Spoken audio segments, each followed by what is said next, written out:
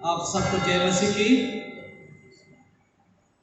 आप सबका इस इबादत में स्वागत है। परमेश्वर आप सबको आशीषित करे। परमेश्वर के वचन में लिखा हुआ है, दूसरा कुरिन्थियों उसका 4 अध्याय और उसके 6 पद में लिखा हुआ है, इसलिए कि परमेश्वर ही जिसने कहा अंधकार में से ज्योति चमके, और वही हमारे हृदय में चमका है कि परमेश्वर की महिमा की पहचान की ज्योति यीशु मसीह के चेहरे से प्रकाशमान हो। हम अपनी इबादत को शुरू करेंगे और गीत गाएंगे। गीत का नंबर है 9। रोमन की गीत की किताब में गीत का नंबर है 9।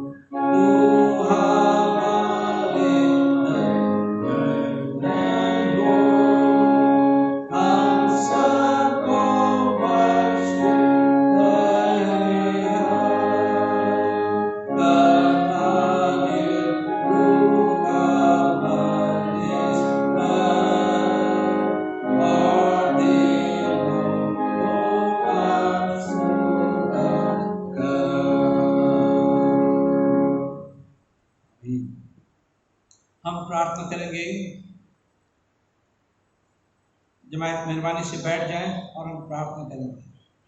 अनुग्रहकारी पिता परमेश्वर, हम इस समय आपके कदमों में आते हैं।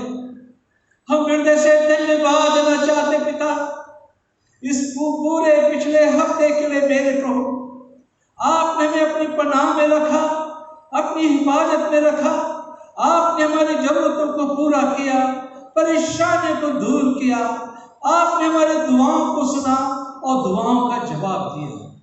आज प्रभु, आज जय का दिन है और प्रभु हम आपके भवन में आए हैं और जहां भी हम इबादत कर रहे हैं मेरे प्रभु जी, आपकी उपस्थिति हमारे बीच में हो, क्योंकि बिना आपकी उपस्थिति के हम कुछ भी नहीं कर सकते। और प्रभु जो भी आज हम प्रार्थना में मांगे, हमारा विश्वास है कि आप हमारी प्रार्थना को सुनेंगे और अपना नूर हम पे चमकाएंगे। खास करके धन्यवाद मैं चाहते पिता आज के इस विशेष दिन के लिए, जबकि आपका रूपांतरण पहाड़ पे गए थे और आपका रूपांतरण हुआ और प्रभु आपने दिखाया कि आने वाले समय के बाद आगे भविष्य में हमारे साथ क्या हो सकता है और हमारी स्थिति कैसी होगी और किस तरह से आपका नूर हमारे ऊपर चमकेगा और किस तरह का शरीर हमारा होगा। हम हृदय से प्रभु आपके बारे हैं। प्रभु आज अपने वचन के द्वारा आप हम सबसे बातचीत करेंगे। इस दुआ को सुना कबूल कर आपके बेटे प्रभु यीशु के नाम से मांगते हैं, आमीन। पुराने नियम से बाइबल का पाठ पढ़ा जाएगा।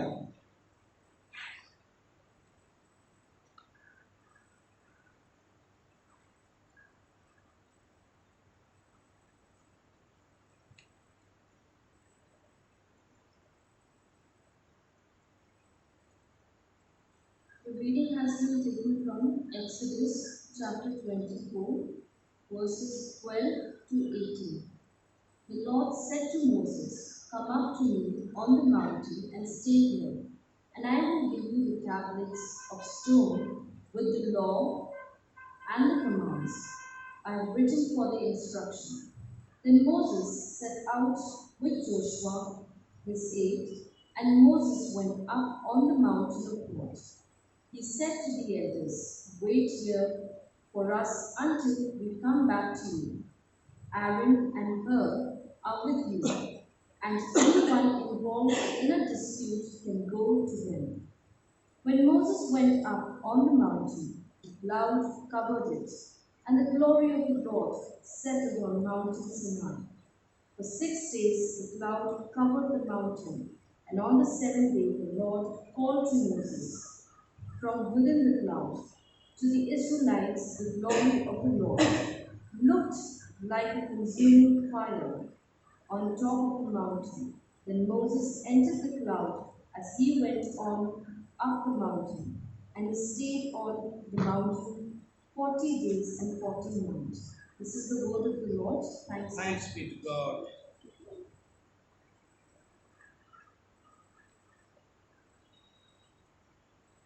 हम कुछ प्रेज और वर्शिप करेंगे।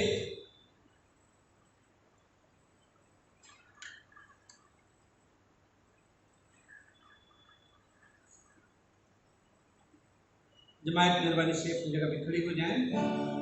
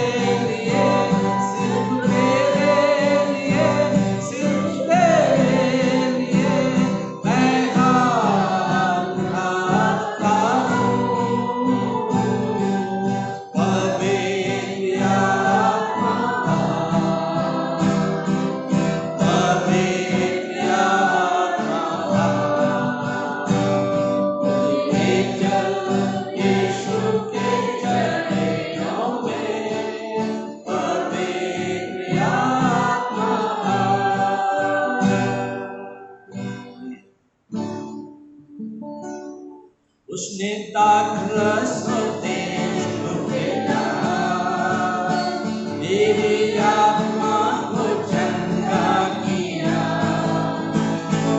उसने दाखरस होते लुटेरा, मेरी आत्मा को चंगा किया। यरीहो के किनारे अधुआ खड़ा,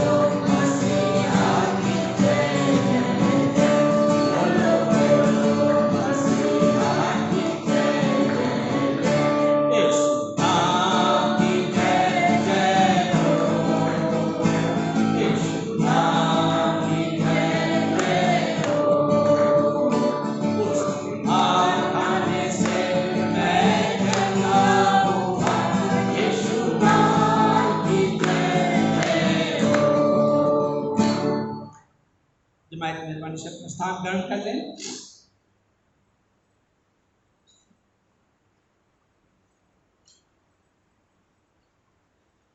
इंजील का पाठ पढ़ा जाएगा और इंजील का पाठ लिया गया है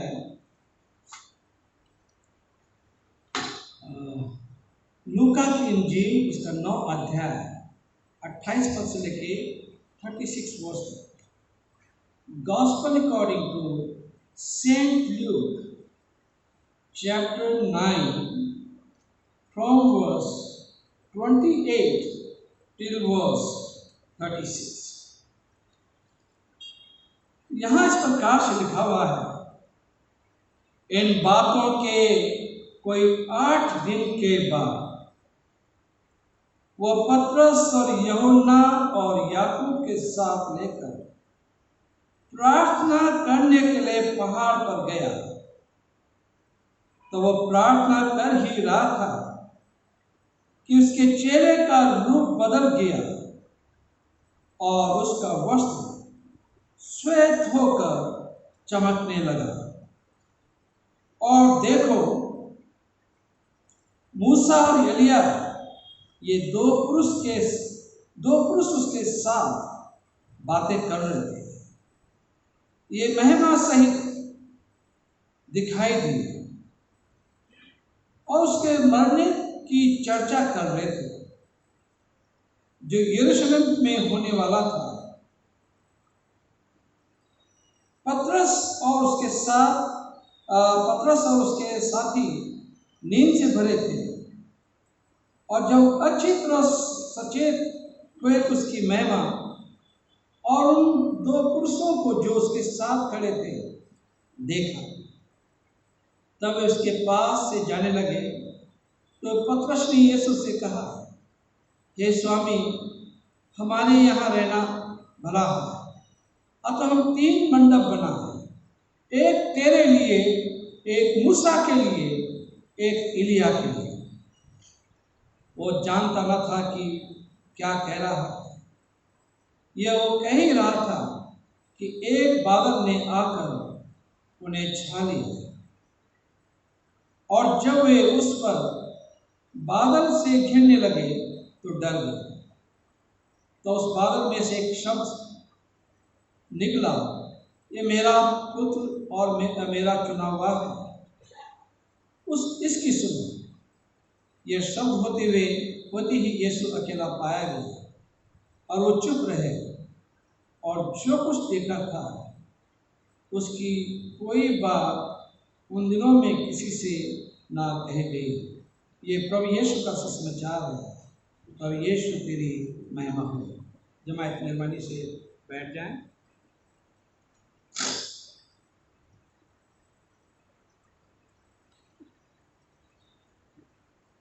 मैं आपके लिए, आप लोगों के लिए विशेष गीत गाऊंगा।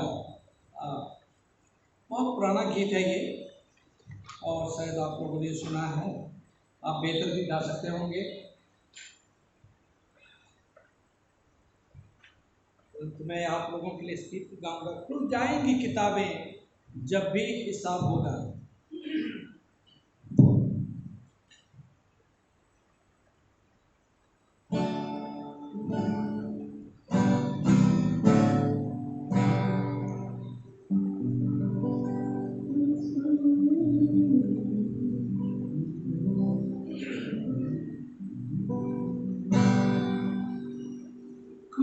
जाएंगी किताबें जब भी हिसाब होगा, इंसाफ का अंदाज यीशु के हाथ होगा। खुल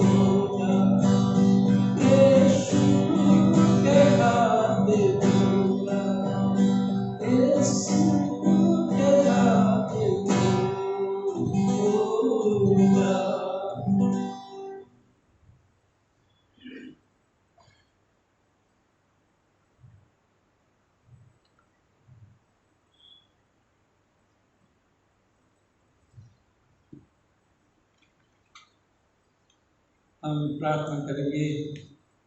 अनुभवकारी पिता परमेश्वर, हम इस समय आपके कदमों में अपने आप को नतमस्तक करते हैं। हम धन्यवाद देना चाहते हैं इस गीत के लिए भी कि किताबें खुल जाएंगी, जीवन की पुस्तकें खुल जाएंगी और जो भी हमने इस दुनिया में किया है उसका हिसाब लिया जाएगा। मेरे प्रभु ने देखी हमें वचन की इतनी समझ दे कि हम अब आपके वचन पे मन लगा सकें और अपने आपके वचन के अनुसार हम अपना जीवन बसर कर सकें। मेरे प्रभु हमारे भूल चूकों को प्रभु माफ करें। हम इंसान हैं, हमसे गलतियां हो जाती हैं, हमारी गलती को प्रभु माफ कर और आज अपने वचन के द्वारा आप हम सबसे बातचीत करें। इस दुआ को मैं पिता पुत्र और पवित्र आत्मा के नाम से मांगता हूँ, आमीन। आप सबको जय मसीह की। आज का जो वचन अभी हमने पढ़ा है वह है मत्ती और लूका की इंजील उसका 9 अध्याय उसके 28 पद से लेके 36 पद में हमने पढ़ा। यहाँ पर देखते हैं कि बड़ी भीड़ यीशु के साथ थी। बहुत बड़ी भीड़ हमेशा यीशु के साथ थी। पहले यीशु ने 5000 की भीड़ को खाना खिलाया और लोगों के अंदर में यीशु की चर्चा होने लगी कि ये तो अंधों की आंखों को ठीक करता है, मुर्दों को जिंदा कर देता है। 5000 की भीड़ को 2 मछली और 5 रोटी से खिला दिया। तो आपस में लोग चर्चा कर रहे थे कि लोग क्या क्या कह रहे हैं। यीशु ने कहा, चेलों से कहा, इवैल्यूएशन करना मांग रहे थे कि और लोग यीशु के बारे में, यीशु सोचने लगे कि मेरे बारे में लोग क्या क्या कहते हैं। और चेलों ने कहा, प्रभु कोई तो आपको भविष्यवक्ता कहते हैं, कोई महान गुरु कहते हैं और तरह तरह की बातें लोग कहते हैं। परंतु यीशु ने पतरस से पूछा, मैं लोग मुझे इतनी चिंता नहीं कि लोग मेरे बारे में क्या कहते हैं, तुम लोग मेरे साथ में हो, तुम मेरे बारे में क्या कहते हो। किसी के पास ज़्यादा जवाब नहीं था, परंतु पतरस के पास जवाब था। उसने कहा, प्रभु तो परमेश्वर का पुत्र मसीहा है, तू मसीह है जो आने वाला था, तू मसीहा है। तो यीशु ने कहा, तुम इस बात को किसी से मत कहना। उसके बाद प्रभु यीशु मसीह और उन्हें थोड़ा और ईमान में मजबूत करना मांगा था। इतनी ईमान की मजबूती तो उनके अंदर हो गई थी, परंतु यीशु चाह रहे थे कि और ईमान की मजबूती इनके अंदर पाई जाए। पतरस, याकूब और यूहन्ना को वो अपने साथ में हरमोन की पहाड़ी पे ले जाते हैं और वहां पे ले जाते हैं ताकि इनका विश्वास और दृढ़ हो सके और वो सच में है क्या और वो मानव जाति के लिए क्या कर सकता है। जो उस पर विश्वास करने वाले लोग होंगे वो कैसे होंगे, उनका भविष्य क्या होगा। इस सारी बातें जो है यीशु चाहते थे कि वो इस बात को समझे, क्योंकि लोगों को वो बात समझ में नहीं आ रही थी। जो यीशु चाहते थे वो बात लोगों की समझ में बिल्कुल नहीं आ रही थी। और फिर हम यहाँ पे देखते हैं कि यीशु जो है यीशु यहाँ पे क्या करते हैं कि ये माउंट हर्मन पे चले जाते हैं। परमेश्वर का धन्यवाद हो, हमारे बीच में कौन है? नरेश। अच्छा, आ गए। मैं सोचा इसके नाम वो भी ऐसे दिख रहे थे दूर से। तो हम यहाँ पे देखते हैं कि यीशु जो है माउंट हर्मन पे है और अपने अजीज चेलों को अपने साथ ले जाते हैं और इन्हें अपनी महिमा को दिखाने के लिए कि मेरा भविष्य क्या होगा और लोगों का भविष्य क्या होगा और मेरे साथ क्या क्या होने वाला है। और इन बातों को सहने के लिए, इन बातों की हिम्मत पाने के लिए यीशु उन्हें पहाड़ पे माउंट हर्मोन पे ले जाते हैं, जो माउंट हर्मोन समुद्र तल से 9,200 फीट हाई है और कैसरिया फिलिपी के बिल्कुल पास है। तो वहाँ पे पहाड़ पे यीशु जो है इन चेलों को ले जाते हैं। अब हम इन चेलों को देखते हैं और इसलिए भी जाते हैं क्योंकि यीशु को सलीब की मौत होनी थी। यीशु को लोग परेशान करते, यीशु को लोग दुख देते और ये दुख जो है या इस सलीब की मौत जो है वो सहन नहीं कर पाते हैं, बहुत उन्हें चोट लगती है। इसलिए जो है यीशु ने जो है उन्हें समझाने के लिए, उनके दिल को मजबूत करने के लिए यीशु जो है उन्हें पहाड़ पे ले जाते हैं। अब हम यहाँ पे देखते हैं कि यीशु के साथ में दो लोग और आगे थे। वो थे मोसेस एंड इलाइजा। मूसा जो थे लॉ गिवर थे, उनकी बहुत मान्यता थी यहूदी धर्म में। और इलाइजा जो है वो भी सबसे बड़े भविष्यवक्ता। और लोगों का मानना है कि जब मसीहा आएगा तो बादल छा जाएंगे, धुआं हो जाएगा। तो उनके दिमाग में वो धुआं है कि जब मसीहा आएगा तो उस जगह धुआं हो जाएगा और पूरा जो है बादल से घिर जाएगा। तो ये उनकी सोच में थी। और हम यहाँ पे देखते हैं एक्सोडस पुराने नियम में जो लिखा हुआ है इसके बारे में, निर्गमन की किताब उसका 16 अध्याय उसके 10 पद में लिखा हुआ है। और ऐसा हुआ कि जब हारून इस्राएलियों की सारी मंडली से ऐसी बातें कर रहा था कि उन्होंने जंगल की ओर दृष्टि की करके देखा और उनको यहोवा का तेज बादल में दिखाई दिया। तो वो यहोवा के तेज को बादल में, तो यहूदी लोगों के दिमाग में, मन मस्तिष्क में कि परमेश्वर जो है बादलों में रहता है, परमेश्वर को कोई देख नहीं सकता है और परमेश्वर जो है बादलों में दिखाई देता है। और उन्हें मालूम था कि जब मसीहा आएगा तो फिर होगा तो वहाँ पे बादल होंगे। फिर उसमें लिखा है निर्गमन की किताब उसका 19 अध्याय और उसके 9 पद में लिखा हुआ है, तब यहोवा ने मूसा से कहा, सुन, मैं बादल के अंधेरे में होकर तेरे पास आता हूँ, इसलिए कि जब मैं तुझसे बातें करूँ तब ये लोग सुने और सदा तेरी प्रतीति करें। और मूसा ने यहोवा के लोगों की बातों का वर्णन किया, परमेश्वर को बताया लोगों के बारे में। और फिर मूसा क्या करता था कि परमेश्वर के बारे में जो है लोगों को बताता था। निर्गमन की किताब उसका 33 अध्याय उसके 33 चैप्टर 9 वर्ष में लिखा हुआ है, और जब मूसा उस तंबू में प्रवेश करता था तब बादल का खंभा उतर के तंबू के द्वार पर ठहर जाता था और यहोवा मूसा से बातें करने लगता था। तो परमेश्वर जो है इजरायलियों के बीच में जब ये मिस्र देश की गुलामी से होके कनान देश की ओर जा रहे थे तो रात को उनके साथ आग के खंभे की तरह रहता था और दिन में बादल के खंभे की तरह रहता था। और तंबू में जाके बादल के खंभे के नाई जो है खुदा खड़ा हो जाता था। पहला राजा उसका 8 अध्याय उसके 10 पद में लिखा हुआ है, जब याजक पवित्र स्थान से निकले तब यहोवा के भवन में बादल भर आया। जब याजक जो है परमेश्वर के पवित्र स्थान से निकले तो वहां पे बादल भर के आता था।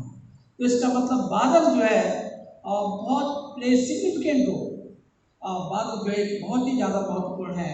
धुआं जो है महत्वपूर्ण है कि परमेश्वर जो है जहाँ परमेश्वर की उपस्थिति रहती है वहाँ धुआं हो जाता है, ताकि लोग फिजिकली जो है इन फिजिकल आंखों से जो है उन्हें ना देख सकें। मैकेबीज में भी लिखा हुआ है, दूसरा मैकेबीज जो हमारी बाइबल में नहीं है, ये एपोक्रिफा में पाया जाता है। और इसमें लिखा है, at the time he will reveal where these things are hidden, और ऐसे समय में उन सारी चीजों का पारदर्शित करेगा जो बातें छिपी हैं। And the dazzling light of his presence will be seen in the cloud. और उसकी चमकता हुआ चेहरा, अति रोशनी जो है वो बादलों में उसकी दिखाई देगी। किसकी? मसीहा की दिखाई देगी। ये सेकंड मैकेबीज में लिखा हुआ है, light of his presence will be seen in the cloud as it was in the time of Moses, जैसा मूसा के समय था।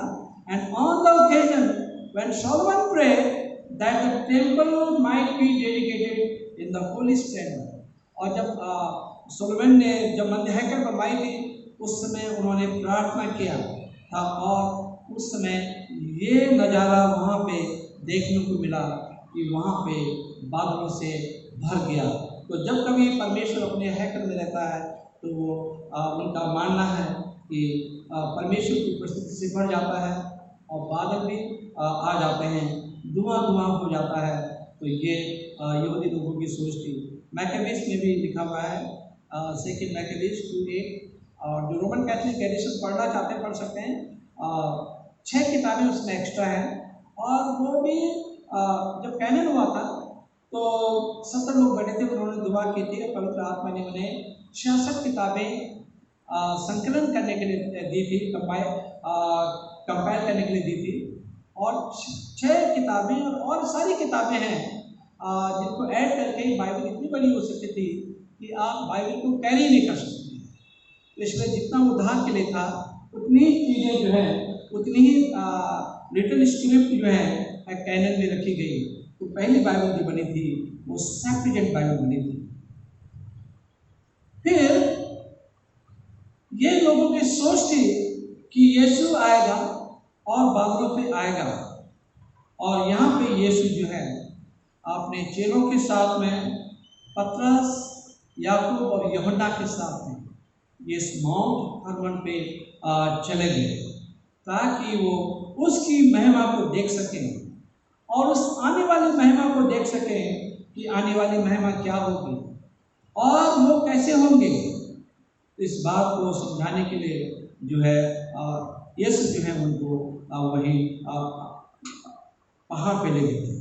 अब्राहम के बारे में हम देखते हैं, पहाड़ भी जो एक ग्रेट रोल वो करते हैं कि पहाड़ में अब्राहम जो अपने बेटे ऐजर को कुर्बानी के लिए माउंट मोरे पे ले गए थे। उत्पत्ति 22 में लिखा है कि पहाड़ पे ले गए थे, और पहाड़ों पे अक्सर जो है रिट्रीट के लिए जाया जाता है और सोचा जाता है कि पहाड़ों पे हम खुदा के और करीब आ जाए, और करीब आ जाए। सामिस्ट डेविड भी लिखता है, I lift up my eyes unto the hills, from whence my help cometh from.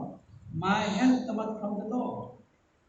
पहाड़ों की ओर दृष्टि करना और खुदा की और नजदीकी में जाना, मतलब स्पिरिचुअलिटी में हाई जाना। पहाड़ का मतलब है, ऊंचाई का मतलब है कि हम आत्मिकता में और आगे बढ़े और परमेश्वर के नजदीक आए। फिर हम यहाँ पे देखते हैं प्रोफेट एलिजा ने भी जो है बाल के जो याजक थे, बाल के जो प्रीस्ट थे, पुजारी थे, पहला राजा उसका 18 अध्याय में लिखा हुआ है, और उसमें लिखा है कि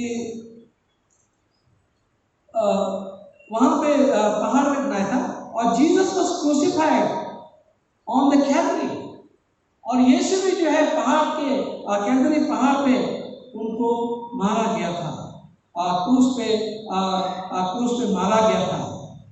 और माउंट ओलिव के पहाड़ पे वहां पे प्रभु यीशु मसीह का असेंशन हुआ, वो आसमान को उठा लेगी। Even now, it is common for those who want to get in touch with God, nearness of God, to go to the mountain.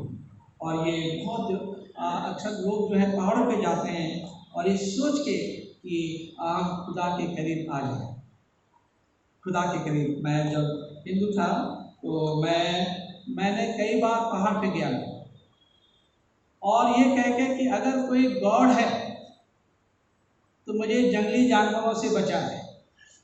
And I was in Joshimath area, Tapovan area, मैं डाइट विद नामी, तो वहाँ पे grip थे वो, तो मैं पहाड़ पे चले जाता था अपनी रजाई लेके, और पहाड़ पे चले जाता था कि कोई गॉड है, अगर कोई मुझे दर्शन दे। खैर दर्शन तो मुझे नहीं हुए, परंतु किसी ने मुझे डांटा भी नहीं, किसी ने मुझे नुकसान भी नहीं पहुंचाया।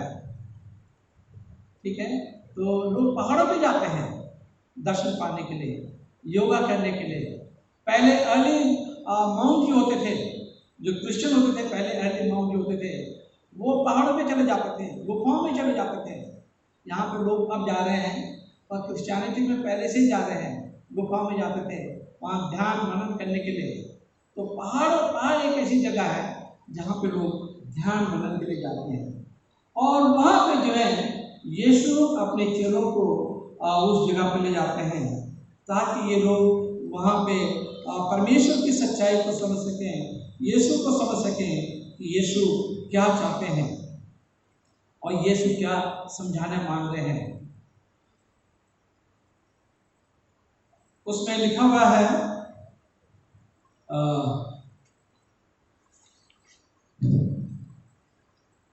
डैनियल नबी की किताब उसका 12 अध्याय उसके 3 पद में लिखा हुआ है कि सिखाने वालों की चमक आकाश मंडल की सी होगी और वो बहुतों को धर्मी बनाते हैं, वो सर्वदा की नाई प्रकाशमान रहेंगे।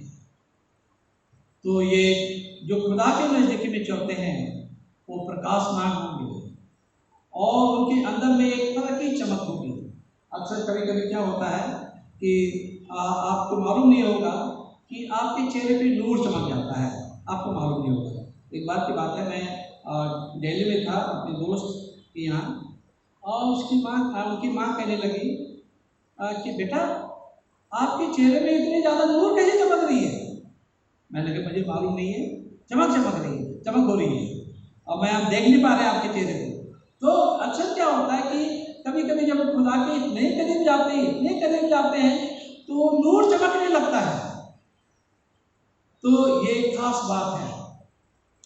मत्ती 13:43 में लिखा, मैथ्यू चैप्टर 13 वर्स 43 लिखा, उस समय धर्मी अपने पिता के राज्य में सूर्य की नाई चमकेंगे, जिसके कान हो वह सुन ले।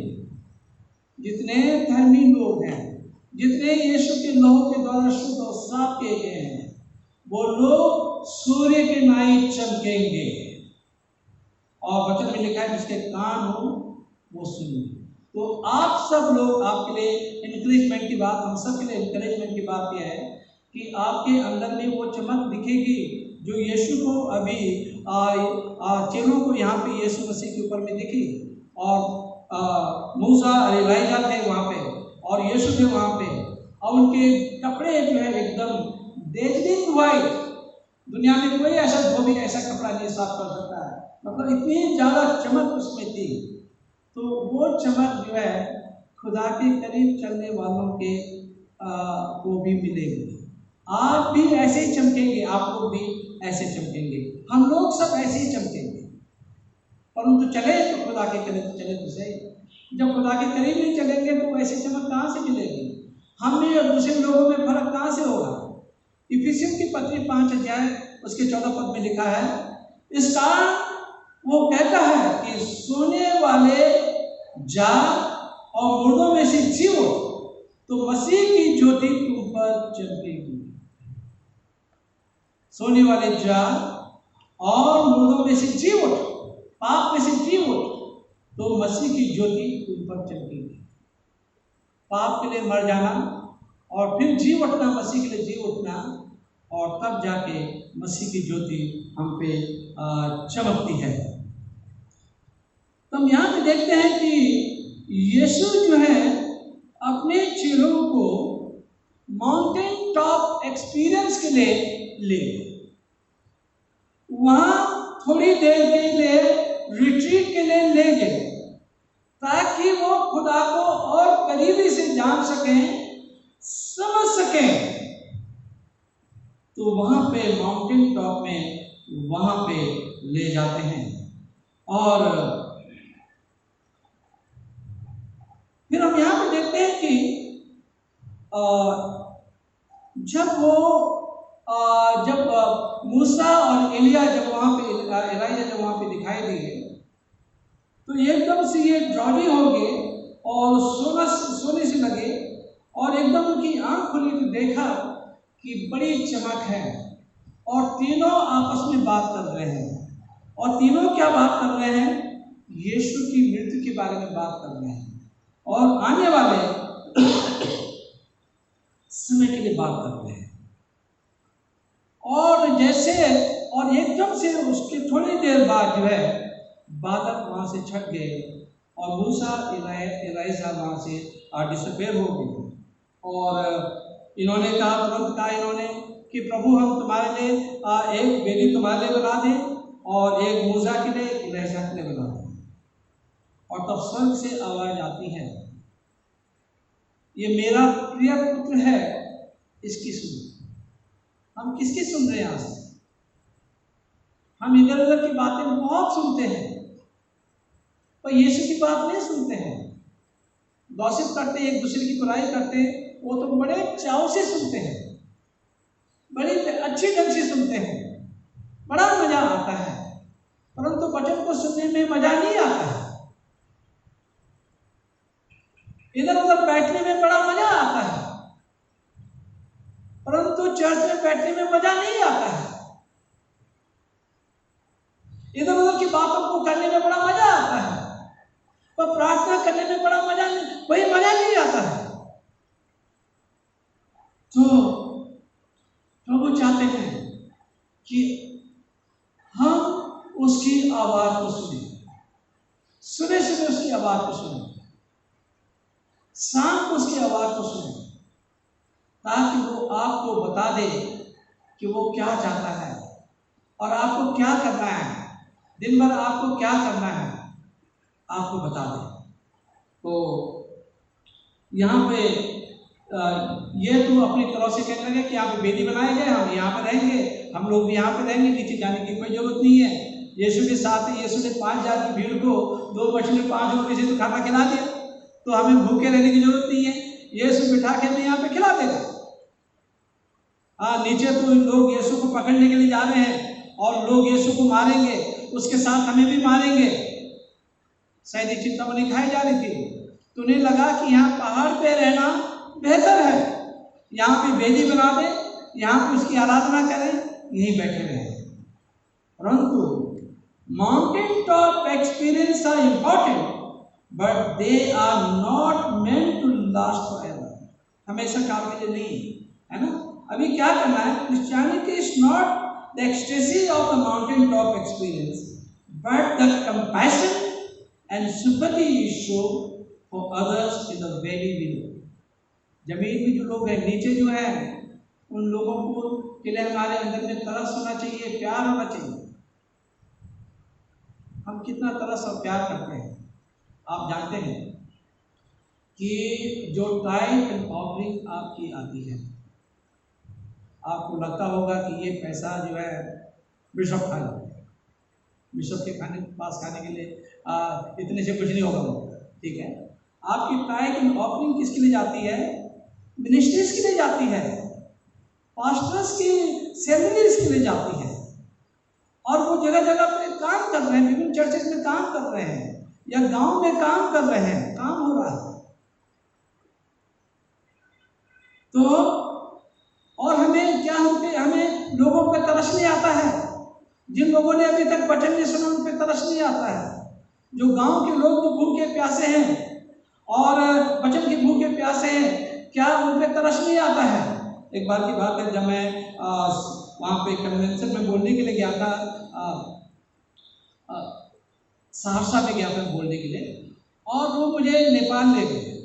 और नेपाल में उस समय चर्चेज बंद थे बिल्कुल, और बाहर से घर था और दरवाजे थे जैसे घर था, अंदर जो है उनके चर्च होते थे।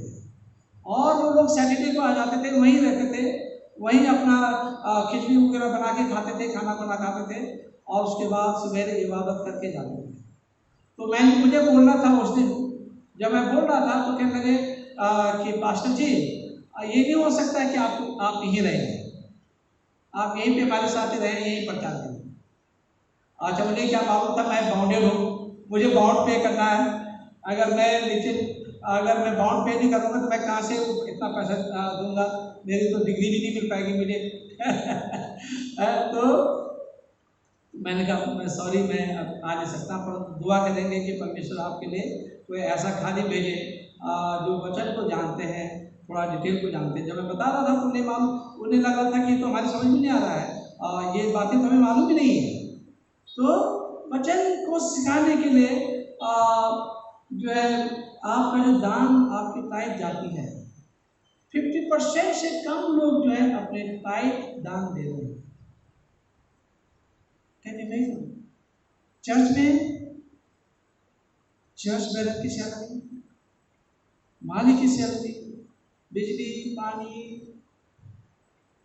और टेलीफोन बिल, हर एक चीज वहीं का वहीं है। दान कम हो गया है और खर्चे तो वहीं के वहीं हैं। लोग नहीं दे रहे। कुछ लोग सिंसियरली, कुछ लोग रिलीजियसली जो है अपने दान बैंक अकाउंट में भेज देते हैं, बहुत रिलीजियसली। मैं उनका शुक्रगुजार हूँ कि रिलीजियसली दे रहे हैं और आपका अकाउंट ट्रांसपेरेंट है। अभी किसी ने ऑडिट नहीं कराया होगा और हमारे ट्रेजरर साहब ने, मिस्टर जज ने जो है एकदम से अपना अकाउंट 2021-22 का जो है ऑडिट करा दिया, 2021 का ऑडिट करा दिया, पूरा ऑडिट करा दिया। अकाउंट ट्रांसपेरेंसी, ठीक है। तो ये आवाज़ सुन रहे हैं क्या हम लोग? आवाज़ सुन रहे हैं तो सेवा के लिए, दूसरों के लिए हमारे अंदर तरस होगा, प्यार होगा। हम लखनऊ डायसिस में देखते हैं पिछले 4-4 साल से पासवानों की तनख्वाही नहीं मिल रही। वहाँ कैसे वर्क सफर कर रहा होगा, वहाँ कैसे वर्क सफर कर रहा होगा। पता नहीं वहाँ की कलीसिया उनको सपोर्ट कर रही है कि नहीं कर रही है, परंतु क्या हालात हो रहे हैं। लोगों के लिए तरस नहीं आता है, लोगों के लिए प्यार नहीं आता है। तो यीशु चाहते हैं सिर्फ यही नहीं कि हम मसीह हैं, हम बाइबल पढ़ लेते हैं, हम दुआ कर लेते हैं, परंतु अगर माउंटेन टॉप से उतर के हम दूसरों के बारे में सोचें, दूसरों के लिए तरस और प्यार हमारे अंदर में पाया जाए। और ये खास बात जो है यहाँ पे प्रभु यीशु मसीह ने की है कि जब उनका चेहरा चमका और एकदम उनका अपीयरेंस बिल्कुल चेंज हो गया। एलाइजा को लोगों ने देखा जो बहुत बड़ा प्रॉफिट था, और मोसेस को देखा जो बड़ा लॉ गिवर था, और यीशु का बदन जो है बिल्कुल चमक रहा था, वो बिल्कुल चमक रहे थे, है ना। तो कहने का मतलब है कि जब इस दुनिया से जाने के बाद जो है जो मसीह लोग हैं वो उनका क्या होगा। जैसे यीशु मुर्दों में से जी उठे, वैसे वो लोग भी जी उठेंगे, और जो चमक यीशु के अंदर में पाई गई after the death and resurrection, वो चमक आपको और मुझको मिलने जा रही है। वो महिमा, चमक का मतलब है महिमा, वो महिमा आपको और मुझको मिलने जा रही है। इसलिए परमेश्वर की आवाज़ जरूर सुनो कि परमेश्वर क्या कहता है। ये मेरा प्रिय पुत्र है, उसकी सुनो। और उसका पुत्र कहाँ मिलेगा हमें? आपने यूहन्ना की इंजील पढ़ी, उसमें उसका पहला अध्याय, उसके पहला पद में क्या लिखा हुआ? आदि में वचन था, वचन परमेश्वर था, वचन देहधारी हुआ। ये वही वचन है जो देहधारी हुआ, और परमेश्वर हमारे साथ है, यीशु हमेशा ये हमारे साथ है। और आज उसकी आवाज़ सुनने के लिए उसके वचन को पढ़ना है। उसके वचन को पढ़ेंगे, दुआ के साथ पढ़ेंगे, उसका वचन आपसे बातचीत करना शुरू कर देगा। तो इसकी नहीं सुनते लोग बात, और चीज़ों की सुनते हैं परंतु वचन की नहीं सुनते। तो आज समय आ गया है कि परमेश्वर की आवाज़ सुनिए, वचन की आवाज़ सुनिए, और फ्यूचर ग्लोरी आपकी बहुत अच्छी है। आपका फ्यूचर, हमारा फ्यूचर प्रोस्पेक्टस बहुत ब्राइट है। हम यीशु के साथ होंगे, वहाँ न रोना, न तड़पना, न भूख, न प्यास, और हमेशा काल के लिए हम यीशु के साथ रहेंगे। परमेश्वर आप सबको आशीषित करें। हम प्रार्थना करें। अनुग्रहकारी पिता परमेश्वर, हम इस समय आपके कदम में आते हैं, हृदय से धन्यवाद देना चाहते हैं पिता इस वचन के लिए। और आपने महिमा प्रकट की उस पहाड़ पे प्यारे प्रभु जी, माउंट हर्मोन पे, और पत्रोस से आपको यूहन्ना ने देखा और ये दिखाया कि हमारा भविष्य क्या है, और हमारा भविष्य बहुत उज्जवल है प्रभु आपके साथ में। प्रभु होने देखिए हम आपकी आवाज़ सुने और उस पर अमल करें और उस पर चले प्रभु। हम अपने आप को, अपने जीवनों को प्रभु आपके हाथों में रखते हैं। इस दुआ को सुना कबूल कर आपके बेटे प्रभु यीशु के नाम से मांगते हैं, आमीन। जमात मेहरबानी से अपनी जगह पर खड़ी हो जाए और हम प्रेरितों का विश्वास वचन साथ साथ कहेंगे। Page number 8, page number 8। We'll say together. मैं सर्वशक्तिमान पिता स्वर्ग पृथ्वी की सृष्टिकर्ता परमेश्वर पर विश्वास करता हूँ। मैं इसके इकलौते पुत्र हमारे प्रभु ख्रिस्त पर विश्वास करता हूँ। वो पवित्र आत्मा के सामर्थ्य से गर्भ में आया, कुंवारी मरियम से जन्मे, उन्होंने पैंतीस वर्ष के शासन में दुख भोगा, वो क्रूस पर चढ़ाए गए, मारे और गाड़े गए, मृतकों के लोक पर उतरे, वो तीसरे दिन जी उठे, वो स्वर्ग पर चढ़ गए और पिता की दाहिनी ओर विराजमान हुए। वो जीवितों और मृतकों को न्याय करने के लिए फिर आएंगे। मैं पवित्र आत्मा पर, पवित्र संतों की कलीसिया पर, संतों की संगति, पापों की क्षमा, देह के पुनरुत्थान और शाश्वत जीवन पर विश्वास करता हूँ। आमीन।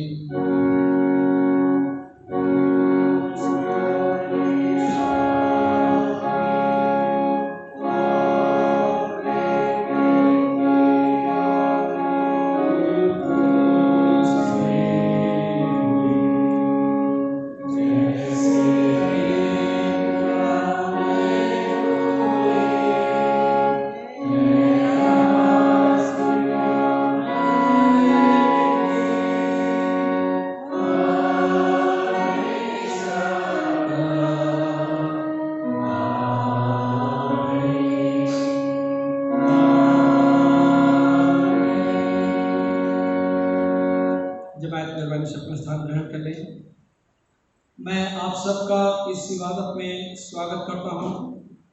परमेश्वर आप सबको आशीषित करे। हम जो है हमारी हर दिन यहाँ पे प्रार्थना सभा होती है, 6:30 बजे से लेके करीब करीब 7:45 बज जाते हैं। प्रार्थना सभा हमारी होती है और यहाँ पे गवाहियाँ हैं। बहुतों ने गवाही दी कि किस तरह से लोगों को चंगाई मिली है, बहुतों को चंगाई लोगों को मिली है। लोग जूम मीटिंग में बताते हैं कि जिन जिन लोगों के लिए प्रार्थना की गई और वो लोग खुद होके कहते हैं कि हमें चंगाई मिली है और ये बहुत बड़ा काम हो रहा है। और मैं I am blessed, I am encouraged. मुझे बड़े उत्साह, बड़ा अच्छा लग रहा है ये सुन के कि लोग जब ये गवाही देते हैं कि किस तरह से खुदा ने उनकी दुआ को सुना और दुआ का जवाब दिया।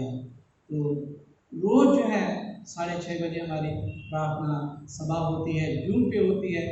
मैं सोचता हूँ लिंक जिनके फ़ोन नंबर मेरे पास है, व्हाट्सएप मेरे पास है, मैंने सबको करीब करीब भेज रखा है और कई बार रिक्वेस्ट की है कि आप ज्वाइन कर लें। और कई लोग जो है ज्वाइन कर रहे हैं हमारे चर्च के भी, और बाहर दूसरे लोग भी, दूसरे स्टेट्स के लोग भी जो है इस जूम मीटिंग में सम्मिलित होते हैं। और इसलिए जो है आप लोग भी प्रार्थना में आया करें अगर जाना चाहते हैं। और 11 बजे जो है संडे स्कूल होता है जूम के थ्रू। आपके बच्चों के लिए ये इंतजाम किया गया है कि संडे स्कूल हो जूम के थ्रू। फिर 11:30 बजे जो है बड़े बच्चों के लिए बाइबल स्टडी होती है जूम के थ्रू। तो आप अपने बच्चों को इंकरेज करें कि वो जूम में जो सम्मिलित हों और बहुत अच्छी बाइबल स्टडी होती है।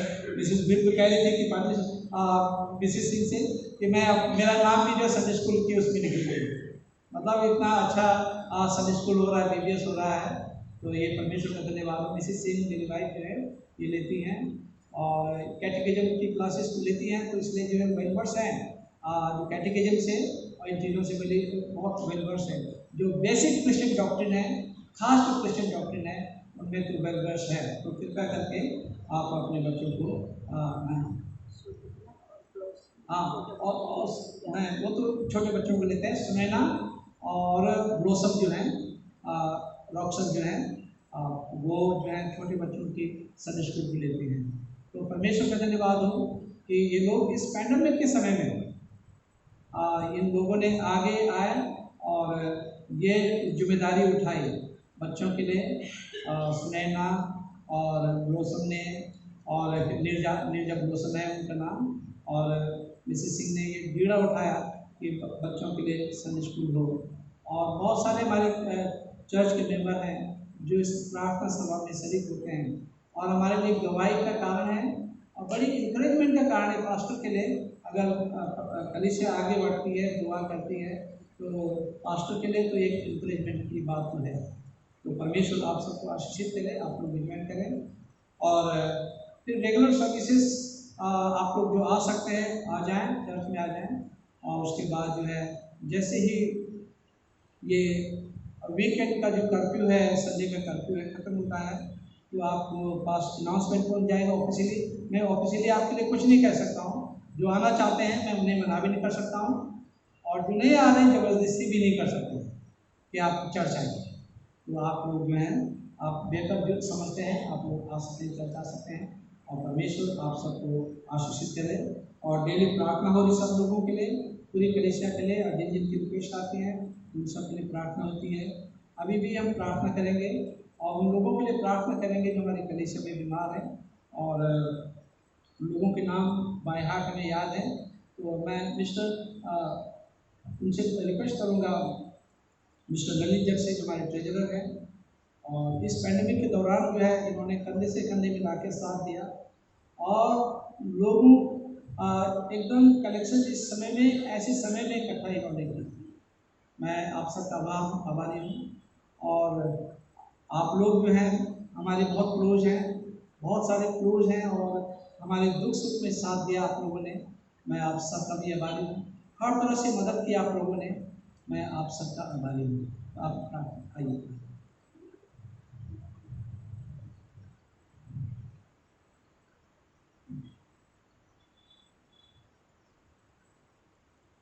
आइए हम प्रार्थना में अपने सरों को झुकाएं। हमारे जीवन के अनुग्रहकारी परमेश्वर, एक बार फिर से हम आपका हृदय से धन्यवाद देते हैं जीवन की तमाम आशीषों के लिए, और खुदावंद आपका धन्यवाद देते हैं इस जीवन के लिए जो आपने हमको दिया है। हर एक को चलती सांस जो आपकी ओर से मिली है उसके लिए धन्यवाद देते हैं। इस समय हम खुदावंद आपकी हुजूरी में उन लोगों को लाते हैं जो खुदावंद बीमार हैं, चाहे किसी भी तरीके की बीमारी क्यों ना हो। हमारी प्रार्थना है प्रभु कि आपको परमेश्वर कि जब जब खुदावंद आपकी हुजूरी में प्रार्थनाएं निवेदन अर्पण करें, आपने खुदावंद हमारी प्रार्थनाओं को उत्तर दिया। हम आपका धन्यवाद देते हैं कि हमारे पास ऐसा खुदावंद है जहाँ पर हाँ और आमीन के जरिए खुदावंद हर बात पूरी होती है। हम पिता परमेश्वर आपकी हुजूरी में उन लोगों को विशेष करके लाते हैं जिनके खुदावंद रोज शाम को प्रार्थनाएं होती हैं। हम खुदावंद एक एक जन को आपकी हुजूरी में लाते हैं, और जिस प्रकार से खुदावंद आपने खुदावंद बहुत सी जगह उन बीमारों को चंगा किया और कहा जाते रहे विश्वास ने तुझे चंगा किया। हमारी प्रार्थना है जो बीमार है उनके विश्वास को बढ़ाइए ताकि वो आपके ऊपर विश्वास करके खुदावंद चंगाई पा सके। हम पिता परमेश्वर आपके खादिम के लिए और खादिम के परिवार के लिए प्रार्थना करते हैं प्रभु, जिन्हें आपने इस मॉरिसन चर्च में रखा है। हमारी प्रार्थना है अपने खादिम और उनके ख़ानदान के साथ रखें। उनकी बेटी के लिए प्रार्थना करते हैं खुदावंद जो भी शरीर में कमजोरी है वो खुदावंद आपके नाम से दूर हो जाए और बिल्कुल वो स्वस्थ हो, और जो भी खुदावंद तकलीफ है वो आपके नाम से खुदावंद दूर हो जाए। हम पिता परमेश्वर इस समय प्रार्थना करते हैं अपने चर्च के तमाम लोगों के लिए खुदावंद, जो हमारे चर्च के परिवार है, खुदावंद मॉरिसन का परिवार है, छोटे बच्चों से लेकर बुजुर्गों तक आपकी हुजूरी में एक एक को आपके सामने लाते हैं प्रभु। आपकी दया हर एक के जीवन पर बनी रहे, और इस खुदावंद कोरोना काल में आपने सबको खुदावंद बचाया, उसके लिए धन्यवाद देते हैं। हम इस समय प्रार्थना करते हैं खुदावंद अपने बिशप के लिए, अपने डायसिस के अधिकारियों के लिए, और तमाम खादिमों के लिए जो आगरा डायसिस से जुड़े हैं और दूसरी जगहों पे भी खुदावंद विभिन्न डायसिस में, विभिन्न चर्चेज में और खुदावंद विभिन्न ऑर्गेनाइजेशंस में काम कर रहे हैं। खुदावंद हमारी प्रार्थना अपने दासों को संभालें पवित्र आत्मा उनकी अगुवाई करे, ताकि खुदावन जो उनको जिम्मेदारी दी गई है उन जिम्मेदारियों का खुदावन सत्य और निष्ठा और कर्तव्य परायणता के साथ वो निर्वहन कर सके। हम खुदावन जितने भी लोग आए हैं खुदावन, जिन्होंने आज आपका वचन सुना है, खुदावन उस वचन को 60 गुना और 100 गुना और 1000 गुना फलवंत कर दो, ताकि आपका वचन हमारी जिंदगियों में बोले, बातचीत करे और हम आपकी आवाज़ को सुन सकें। हम अपने आप को आपके हाथों में सौंपते हैं और खुदा हफ्ते भर आप हमारी अगुवाई करना करें। हर बात में खुदा हम आपका धन्यवाद देते हुए इस प्रार्थना को प्रभु यीशु मसीह के मीठे नाम से मांगते हैं, आमीन।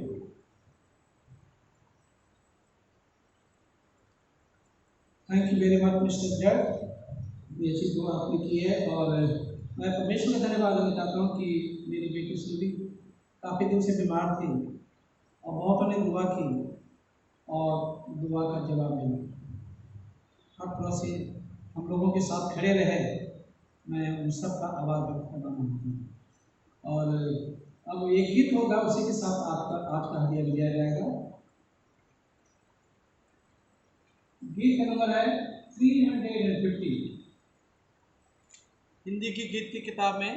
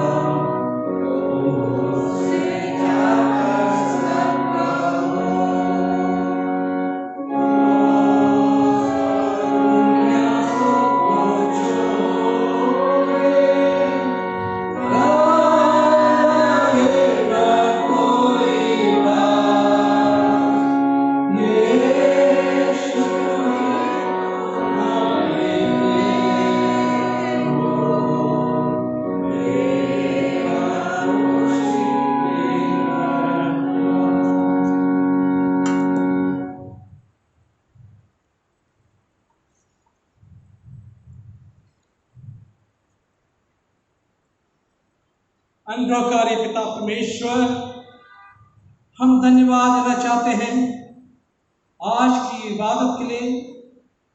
आपकी उपस्थिति यहाँ पे है, आपने अपने वचन के द्वारा हम सबसे बातचीत की, आपने हमारी दुआओं को सुना, दुआओं का जवाब दिया। जितने बीमार हैं उन सब की दुआ को सुना। हम हृदय से प्रभु आपके वाली हैं, धन्यवाद देना चाहते पिता, आपके बच्चों ने बड़ी श्रद्धा और भक्ति से अपनी कमी घटी में से ये दान दिया है। इस दान पर प्रभु आपकी बड़ी बरकत हो।